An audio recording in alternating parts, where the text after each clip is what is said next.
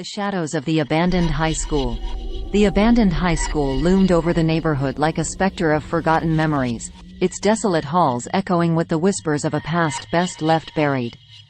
Nightfall cast an ominous cloak over the derelict building, and curiosity pulled me toward its eerie embrace.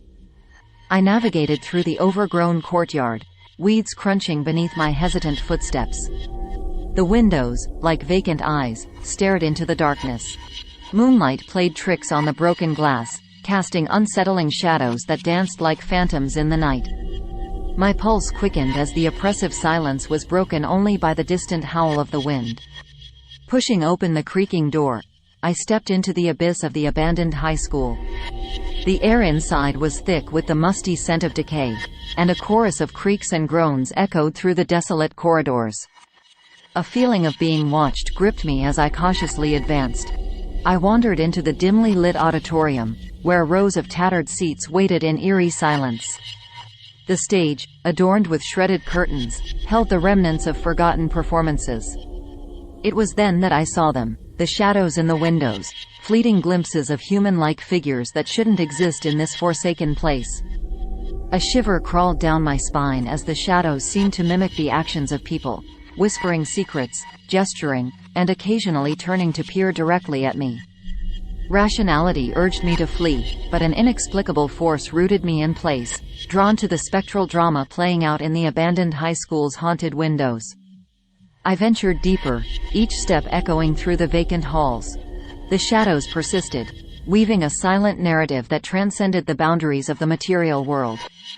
It was as if the souls of the past were trapped in a perpetual performance, eternally reliving their final act.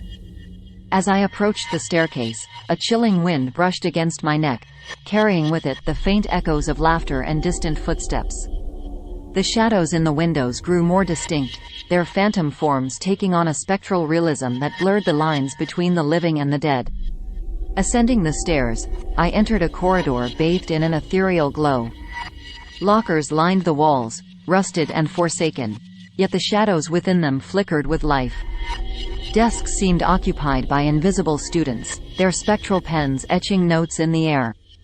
The abandoned high school had become a theater of the supernatural, a stage for the ghosts of students long gone.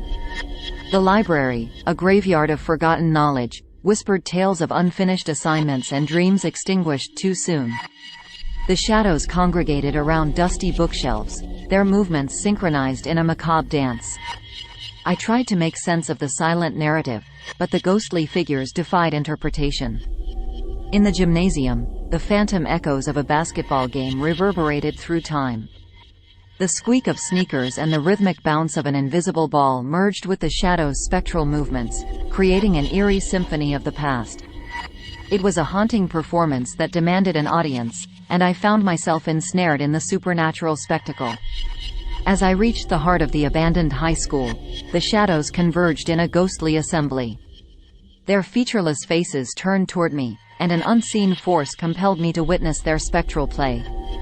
The windows became portals into the past, projecting scenes of joy, sorrow, and the unfinished stories of those who once roamed these forsaken halls.